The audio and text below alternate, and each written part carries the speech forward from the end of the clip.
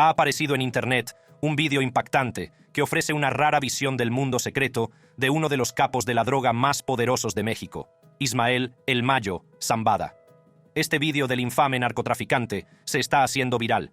Mientras el público se enfrenta a la realidad descrita en las imágenes, los funcionarios se enfrentan a la tarea de desentrañar la verdad detrás de la captura de El Mayo y las posibles implicaciones que tiene para el futuro. El vídeo viral de El Mayo. El capo de la droga fue capturado el 25 de julio. El incidente tuvo lugar en un aeródromo privado de El Paso, Texas. Ahora se enfrenta a un juicio en Estados Unidos, lo que supone un duro golpe para los cárteles de la droga mexicanos. La reciente detención de Ismael El Mayo Zambada, figura destacada del cártel de Sinaloa, ha provocado una intensa agitación política en México, especialmente en el estado de Sinaloa. El abogado de El Mayo, Frank Pérez, hizo pública una carta de su cliente que contradecía directamente la versión oficial de su captura y desencadenó una serie de revelaciones que sacudieron el panorama político de la región. La carta, de solo 2 páginas, contenía información explosiva. El Mayo afirmaba que se dirigía a reunirse con Héctor Melesio Cuen y Joaquín Guzmán López, hijo del famoso narcotraficante Joaquín El Chapo Guzmán. Según El Mayo, el propósito de esta reunión era resolver un conflicto dentro de la principal universidad pública del estado y, curiosamente, se reveló que uno de sus guardaespaldas era comandante de la Policía Judicial del estado. El momento de estas revelaciones no pudo ser más intrigante, ya que el asesinato de Héctor Melesio Cuen se hizo público el mismo día de la detención de El Mayo y de Joaquín Guzmán López. Esto creó un frenesí mediático y obligó al gobernador Moya, al presidente Andrés Manuel López Obrador y a la presidenta electa Claudia Sheinbaum a responder rápidamente. El Mayo hizo un relato detallado de los acontecimientos que condujeron a su detención, afirmando que fue emboscado por un grupo de hombres que lo tiraron al suelo y le cubrieron la cabeza con una capucha de color oscuro. A continuación, lo transportaron en la caja de una camioneta hasta una pista de aterrizaje cercana y, finalmente, su antiguo socio lo entregó en Estados Unidos. Esta versión de la historia contradecía directamente la versión oficial proporcionada por las autoridades del estado de Sinaloa, que afirmaban que Cuen había sido asesinado durante un intento de robo la noche del 25 de julio. El impacto de la carta del Mayo fue enorme. Un día antes de su publicación, la Embajada de Estados Unidos en México rompió su silencio, dando una versión oficial de la captura de El Mayo, afirmando que fue llevado contra su voluntad a territorio estadounidense y negando cualquier operación extraterritorial de agencias norteamericanas en suelo mexicano. La Casa Blanca ha sido cautelosa en su respuesta, eligiendo cuidadosamente los detalles compartidos con la administración de López Obrador y el público. Sin embargo, la carta del narcotraficante pone de relieve las lagunas en la narrativa que ambos gobiernos no han querido o no han podido llenar. Por el contrario, fui secuestrado y llevado a Estados Unidos por la fuerza y contra mi voluntad, escribió Zambada.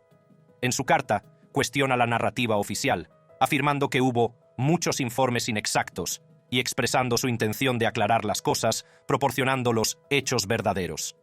El gobernador, Rubén Rocha, negó su presencia en la supuesta reunión, afirmando que había viajado a Los Ángeles ese mismo día.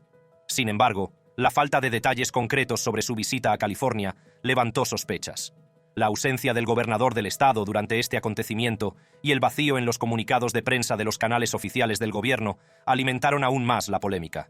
El desmentido del político mexicano era esperado, pero lo que tomó por sorpresa a algunos fue la respuesta del presidente mexicano Andrés Manuel López Obrador y de la presidenta electa Claudia Sheinbaum.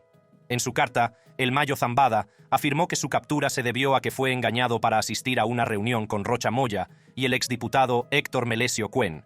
Sin embargo, fue una trampa que condujo directamente a su captura por las autoridades estadounidenses. El gobernador Rocha Moya ha negado rotundamente cualquier implicación en la supuesta reunión. Dijo: «No tenemos complicidad con nadie. Por lo tanto, si dijeron que yo iba a estar en la reunión, mintieron, y si el Mayo les creyó, pues cayó en la trampa». El gobernador abordó el tema junto con el presidente AMLO y la presidenta electa Sheinbaum durante su visita al estado de Sinaloa, pidiendo una investigación imparcial para limpiar su nombre. Rocha Moya enfatizó el compromiso de su administración para resolver los problemas del Estado por la vía legal y a través de las instituciones gubernamentales, al tiempo que criticó los intentos por vincularlo con el narcotráfico. Considera que estas acusaciones forman parte de un esfuerzo por empañar su administración y la reputación de la región de Sinaloa, que durante mucho tiempo ha estado asociada con el narcotráfico debido a las actividades de poderosos cárteles. En respuesta a estas graves acusaciones, el presidente López Obrador instó al público a abstenerse de sacar conclusiones precipitadas antes de que se conozcan todos los hechos. Expresó su confianza inquebrantable en el gobernador Rocha Moya y condenó la estigmatización que han sufrido los gobernantes y el pueblo de Sinaloa por su vinculación con el narcotráfico. Durante la inauguración de un hospital en Culiacán, el presidente comentó sobre la negativa de Rocha Moya, diciendo: «Más claro que el agua, y sin embargo, no se detienen». La presidenta electa Sheinbaum se hizo eco de sentimientos similares, expresando su apoyo a Rocha Moya y denunciando las acusaciones como un ataque a su integridad y a la del pueblo de Sinaloa. Reafirmó su compromiso con la lucha contra el narcotráfico y el crimen organizado, afirmando que la administración entrante dará prioridad a la justicia y al Estado de Derecho. El presidente se refirió a esta carta, enfatizando su apoyo a la firme actuación y gran valentía del gobernador Rocha al enfrentar estas graves acusaciones. El mandatario también aseguró que la FGR inició una investigación sobre los hechos que rodearon la detención de El Mayo, al señalar: «A partir de que ocurrieron estos hechos, la Procuraduría General de la República comenzó a investigar lo ocurrido y solicitó información al gobierno de Estados Unidos». López Obrador expresó su plena confianza en la FGR, subrayando que no se pueden ocultar las cosas y se debe decir la verdad. Exhortó a la dependencia a dar actualizaciones periódicas y a seguir solicitando información al gobierno de Estados Unidos para que se conozca toda la verdad. El mandatario reconoció que si bien aún no hay pruebas sólidas, la FGR ha confirmado que el avión en el que viajaba El Mayo sí partió de las inmediaciones de Culiacán. Sin embargo, el presidente López Obrador expresó sus dudas sobre la declaración del embajador de Estados Unidos en México, Ken Salazar, quien afirmó que la captura de Zambada y Guzmán López fue una operación entre cárteles de la droga sin la participación de los gobiernos de México ni de Estados Unidos. El presidente reconoció el profesionalismo del embajador Salazar y el trato respetuoso del gobierno de Estados Unidos, pero señaló que hay varios intereses en juego. También descartó la idea de que la Administración para el Control de Drogas, DEA, estuviera involucrada, sugiriendo que podría haber sido una operación del Departamento de Justicia de Estados Unidos. El presidente hizo hincapié en la necesidad de que el gobierno estadounidense aclare la situación, afirmando que la verdad acabará saliendo a la luz. Él, el gobernador, estaba enterado, también lo dijo, y es cierto, que no solo se trataba de involucrarlo a él, sino también involucrar al titular del Ejecutivo, ya saben quién, y seguir con la misma campaña del narcopresidente, dijo el presidente. López Obrador también refrendó su postura de que la Carta del Mayo es parte de una campaña dirigida a vincularlo con el narcotráfico. Afirmó que las acusaciones no solo iban dirigidas al gobernador Rocha, sino que también buscaban implicar al titular del Poder Ejecutivo, refiriéndose a él mismo. Pero espera, rebobinemos y volvamos atrás para saber cómo empezó todo y de dónde salió exactamente El Mayo. El legado de El Mayo. Ismael Mario Zambada García, más conocido como El Mayo, es una figura notoria en el mundo del narcotráfico y el crimen organizado. Nacido el 1 de enero de 1948, Zambada se convirtió en cofundador y máximo dirigente del Cártel de Sinaloa, uno de los grupos delictivos internacionales más poderosos con sede en el estado mexicano de Sinaloa. Con una larga y escurridiza carrera, consiguió eludir su captura durante décadas hasta su reciente detención en julio de 2024. La empresa criminal de Zambada se ha extendido durante décadas e históricamente ha trabajado en estrecha colaboración con el Cártel de Juárez y la familia Carrillo Fuentes, al tiempo que mantenía vínculos independientes con proveedores de cocaína colombianos. Cuando Miguel Ángel Félix Gallardo, uno de los capos de la droga más importantes de México, fue detenido en 1989, su organización se dividió en dos facciones rivales, el Cártel de Tijuana y el Cártel de Sinaloa. Zambada, junto con Héctor Luis Palma Salazar y Joaquín Guzmán Loera, alias El Chapo, asumió el liderazgo del Cártel de Sinaloa, que ejercía su influencia en los estados de Sinaloa, Durango, Chihuahua, Sonora, Nuevo León y Nayarit. Un antiguo supervisor y agente especial de la DEA, Héctor Berreyes, habla sobre el patrimonio neto del capo de la droga. En este momento, El Mayo Zambada vale cerca de $10,000 millones. Desde 1998, Zambada era un hombre buscado, y la Procuraduría General de la República ofrecía recompensas por un total de $2,8 millones por información que condujera a su captura y a la de otros 5 líderes del Cártel de Juárez. La situación cambió en 2006, cuando el gobierno del presidente Felipe Calderón lanzó una ofensiva contra las redes de narcotráfico mexicanas, dirigida principalmente contra el Cártel de Tijuana. Aprovechando la presión sobre sus rivales, Zambada y Guzmán ampliaron su territorio, lo que desembocó en una guerra a gran escala. El cártel de Sinaloa, bajo el liderazgo de Zambada, ha sido responsable del tráfico de varias toneladas de cocaína, procedente principalmente de Colombia. Emplean diversos métodos de transporte, como aviones, camiones, coches, barcos e incluso túneles, para introducir cocaína en Estados Unidos. La red de distribución del cártel se extiende por las principales ciudades estadounidenses, como Arizona, Atlanta, California, Illinois y Nueva York. La influencia de Zambada se extendió a los estados de Sinaloa y Durango, con una fuerte presencia a lo largo de la costa del Pacífico mexicano, así como en Cancún, Quintana Roo, Sonora y Nuevo León. En 2007, apareció en el programa America's Most Wanted, y el FBI ofreció una recompensa de hasta $5 millones por información que condujera a su captura. A pesar de que en 2011 se especuló con la posibilidad de que hubiera alterado su apariencia mediante cirugía plástica para eludir su captura, Zambada siguió escapando de las garras de las fuerzas del orden. Tras la captura de El Chapo, en 2016, Zambada asumió el mando total del cártel de Sinaloa, solidificando su posición como el narcotraficante más duradero y poderoso de México. Sin embargo, en 2019, su hijo, Vicente Zambada Niebla, testificó contra Joaquín Guzmán Loera, proporcionando detalles de sus envíos masivos de drogas y revelando el alcance de su red de sobornos, que incluía a funcionarios públicos mexicanos de alto nivel. En una entrevista, Zambada compartió sus reflexiones con Julio Scherer García, fundador y exdirector de Proceso, el principal semanario de noticias de México. En la entrevista, Zambada, fugitivo desde hace años, reveló sus temores al encarcelamiento y su determinación de evitar la captura a toda costa, contemplando incluso la posibilidad de quitarse la vida antes que ser capturado vivo.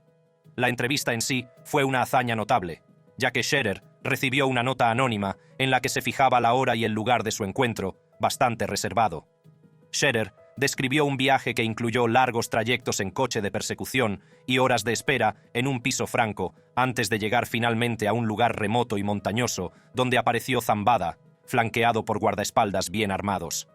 El autor y el narcotraficante compartieron entonces un humilde almuerzo a base de carne y judías. Cuando se le preguntó si creía que alguna vez le atraparían, Zambada respondió: «En cualquier momento o nunca». A pesar de las sospechas de algunos mexicanos de que el gobierno no le persigue de verdad, Zambada afirmó que el ejército le había cercado 4 veces y que había escapado por el campo que conoce íntimamente. «No sé si tendría el valor de suicidarme si me capturaran», dice. «Quiero pensar que sí, que me suicidaría». El artículo publicado incluía una foto de Scherer con Zambada, que llevaba un gran sombrero blanco y lucía un espeso bigote negro. Scherer describió al narcotraficante como una persona de unos 70 metros de altura y con la constitución de un fuerte. Durante la entrevista, Scherer intentó obtener información sobre la detención del hijo de Zambada, Vicente, extraditado a Estados Unidos en febrero. Sin embargo, Zambada se negó a hablar del asunto, afirmando que le dolía demasiado. Scherer también sondeó a Zambada sobre el alcance de su imperio y su riqueza, pero el narcotraficante tachó de tonterías las listas que le sitúan entre los mayores multimillonarios del mundo. Zambada criticó la ofensiva militar del gobierno contra los cárteles de la droga, argumentando que era demasiado poco y demasiado tarde para frenar eficazmente el narcotráfico. Afirmó que el problema estaba profundamente arraigado en la sociedad, con el narcotráfico y la corrupción asociada. Cuando se le preguntó por qué creía que la guerra del gobierno contra las drogas estaba perdida, Zambada respondió: «El problema del narcotráfico es que implica a millones de personas. ¿Cómo se puede dominar eso? En cuanto a los capos, encerrados, muertos o extraditados, sus sustitutos ya están listos». Ahora, el arresto de Ismael El Mayo, Zambada, fue saludado como una victoria significativa en la guerra contra las drogas por agencias estadounidenses como la DEA, el FBI y el Departamento de Justicia. Sin embargo, la reacción en México ha sido notablemente diferente, con menos entusiasmo y más preguntas en torno a las circunstancias de su captura. Casi 2 semanas después de la detención, las autoridades mexicanas siguen tratando de aclarar cómo El Mayo y Joaquín Guzmán López, uno de los hijos de El Chapo, acabaron en un avión con destino a El Paso, Texas. El gobierno mexicano, encabezado por el presidente Andrés Manuel López Obrador, no fue informado de la operación hasta minutos después de la detención, e insisten en que ninguna de sus agencias jugó un papel en ella. Las autoridades mexicanas han solicitado formalmente un informe a sus homólogos estadounidenses, haciendo hincapié en la necesidad de transparencia y esclarecimiento de las acciones en territorio mexicano. La versión oficial sugiere que se trató de una entrega pactada, al menos en el caso de Guzmán López, reconociendo el gobierno estadounidense negociaciones con uno de los dos individuos. El momento de la detención de El Mayo, pocos meses antes de las elecciones presidenciales estadounidenses, ha añadido una capa de complejidad a la relación bilateral. Pia Tarasena, analista internacional, sugiere que representa un cambio de tono y una señal de que la paciencia se ha agotado en la lucha contra el narcotráfico. Cree que las agencias de seguridad estadounidenses tienen autonomía para actuar con independencia, pero duda de que la Casa Blanca no estuviera al tanto de la operación. Si hubiera sido Trump, sería más normal, pero con Biden, el gobierno mexicano había mantenido una política de cooperación en materia de seguridad, con diálogos al más alto nivel, que sugerían confianza, intercambio de información y trabajo coordinado contra el fentanilo. Todo eso se ha roto unilateralmente, dijo Pia. El escenario electoral en Estados Unidos juega un papel importante, pero también hay otros factores en juego. La cuestión de la inmigración y la epidemia de salud pública causada por el fentanilo, que se cobra más de 80.000 vidas al año en Estados Unidos, también han influido en el panorama político. La falta de confianza entre las agencias de seguridad de ambos países se ha tensado aún más con este incidente. Marta Bárcena, ex embajadora de México en EUU, considera que las fricciones diplomáticas comenzaron con la detención del general Salvador Cienfuegos en 2020 y escalaron con la polémica en torno al caso contra el secretario de Defensa de Enrique Peña Nieto. La promulgación de una ley en 2021 que limitó la actuación de agentes extranjeros tensó aún más la relación con la DEA. Lo único que logró esta ley fue entorpecer la cooperación y romper aún más la confianza entre ambos países, dice. El enfrentamiento abierto con la DEA y las recientes filtraciones que sugieren vínculos entre el círculo íntimo de López Obrador y el crimen organizado han echado más leña al fuego. México también se ha enfrentado al Departamento de Estado estadounidense, acusándole de doble rasero. La soberanía ha sido un tema central y se ha puesto de relieve con la detención de El Mayo, especialmente después de que su abogado afirmara que militares mexicanos estuvieron presentes durante el presunto secuestro de su cliente. El presidente López Obrador ha pedido paciencia hasta que Estados Unidos ofrezca una versión más completa de los hechos que condujeron a la detención del Mayo. Mientras tanto, el silencio de la administración Biden deja preguntas clave sin respuesta. El resultado de las elecciones presidenciales estadounidenses y el gobierno entrante de Claudia Sheinbaum determinarán en última instancia el clima futuro de la relación bilateral, especialmente en las áreas más sensibles. La detención de El Mayo ha sido, sin duda, un punto de inflexión, y su impacto continuará desarrollándose. Pero lo que todo el mundo parece tener curiosidad es, ¿qué pasará después? El propio López Obrador reconoció la falta de transparencia en una conferencia de prensa el viernes por la mañana, difundida en las redes sociales, en la que declaró: «Vamos a esperar, pero es cierto que las autoridades estadounidenses no han entregado información suficiente». El presidente mexicano expresó su deseo de descubrir los detalles de cualquier posible acuerdo y determinar si las personas llegaron por voluntad propia o si se produjo una intervención externa. Afirmó con firmeza: «Necesitamos saber si hubo un acuerdo y si fueron dos personas por voluntad propia o si intervino una agencia extranjera. De lo que estamos absolutamente seguros es que no intervino el gobierno mexicano». López Obrador compartió información de fuentes estadounidenses, revelando que habían estado en comunicación con Guzmán López antes de su llegada al avión, en el que también viajaba Zambada. Sin embargo, el presidente enfatizó: «No ha habido nada más», indicando una falta de detalles adicionales. En sus declaraciones, López Obrador enfatizó la soberanía de México y su responsabilidad de mantener informados a sus ciudadanos sobre cualquier participación de Estados Unidos en el país. Destacó los continuos esfuerzos de México para combatir las actividades ilícitas, incluyendo la detención de criminales y la destrucción de laboratorios ilegales de drogas, diciendo cómo estas acciones son impulsadas tanto por la solidaridad con las naciones vecinas, como por el deseo de frenar la pandemia de drogas que ha causado un inmenso sufrimiento. El presidente mexicano concluyó destacando los avances logrados en la cooperación bilateral, al tiempo que fijó límites para evitar que se repitan este tipo de incidentes. «Hemos avanzado, pero no queremos que las cosas vuelvan a ser como antes, que venían agencias estadounidenses y desde la Embajada de Estados Unidos dirigían unidades armadas, mexicanas, y ejecutaban planes como Rápido y Furioso, que introducían armas a México, que mataban mexicanos y estadounidenses», dijo López Obrador. «Nosotros detuvimos eso. Seguimos cooperando, pero en el entendido de que somos un país soberano». Ahora, las secuelas de la detención de Zambada han dado un giro inesperado. La Fiscalía Mexicana, con el apoyo del presidente Andrés Manuel López Obrador, contempla ahora la posibilidad de presentar cargos por traición contra los implicados en facilitar su entrega a las autoridades estadounidenses. En contra de lo que cabría esperar, México no ha expresado su gratitud por la captura de Zambada, cuyo cártel ha infligido violencia y terror al país durante décadas. Por el contrario, la Fiscalía Mexicana está estudiando activamente la posibilidad de presentar cargos por traición contra Guzmán López y cualquier otra persona implicada en la trama. En un comunicado hecho público el domingo, la Procuraduría General de la República de México anunció el inicio de una investigación penal sobre una serie de posibles cargos, entre ellos fuga ilegal, uso ilícito de aeropuertos, violaciones a las leyes de inmigración y aduanas, secuestro, traición y cualquier otro delito que resulte aplicable. La inclusión de la traición, que conlleva una posible condena de hasta 40 años de prisión, es especialmente destacable. La base de la acusación de traición proviene de un artículo del Código Penal mexicano que no solo abarca las definiciones tradicionales de traición, como atacar a México en nombre de una potencia extranjera o servir en un ejército extranjero, sino que también menciona específicamente el acto de quienes secuestren ilegalmente a una persona en México para entregarla a autoridades de otro país.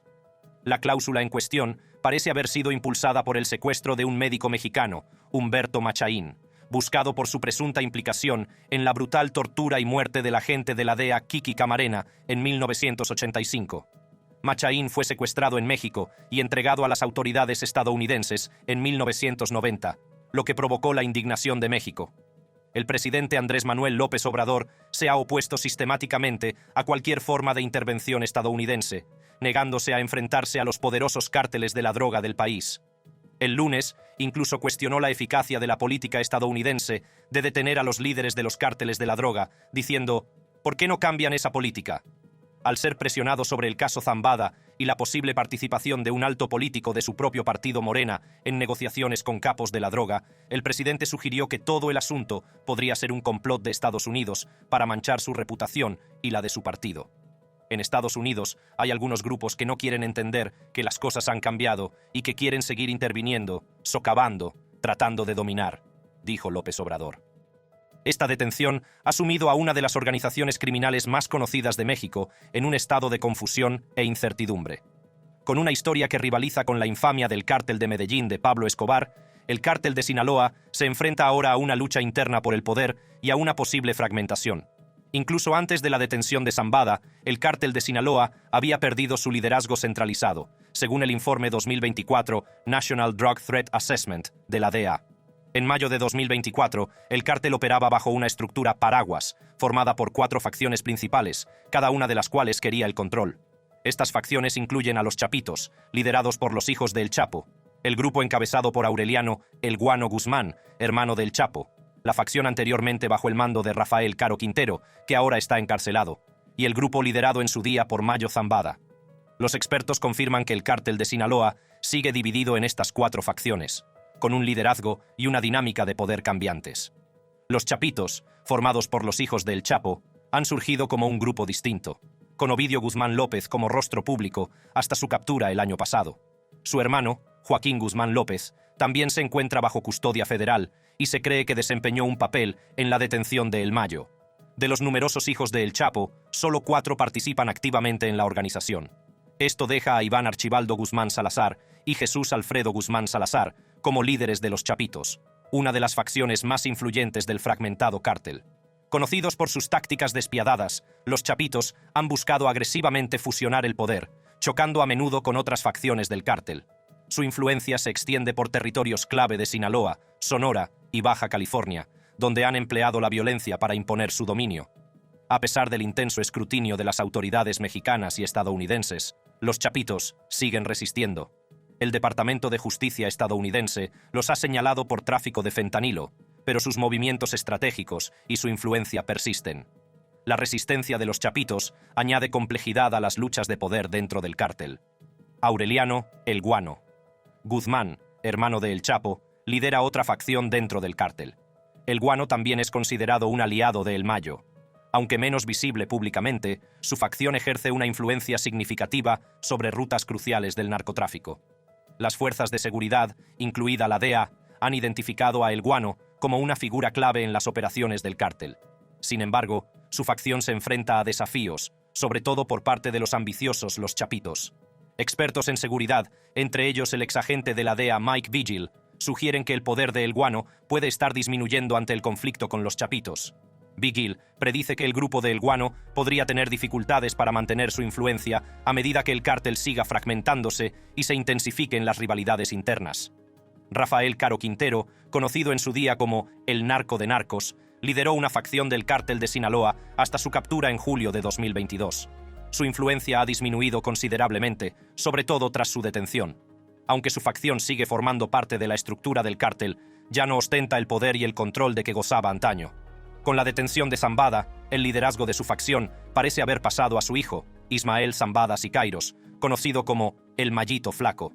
A pesar de mantener un perfil bajo, el Mallito Flaco ha sustituido a las redes de su padre y ahora supervisa las operaciones de tráfico de drogas y blanqueo de dinero en California. Mike Vigil cree que la descentralización del cártel podría acabar provocando su caída, ya que los conflictos internos dañarían su poder.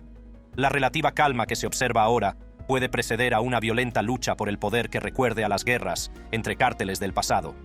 Mientras el cártel de Sinaloa se enfrenta a esta coyuntura crítica, el resultado configurará el panorama del AMPA de México, permitiendo potencialmente que rivales como el cártel Jalisco Nueva Generación, CJNG, se hagan con el dominio.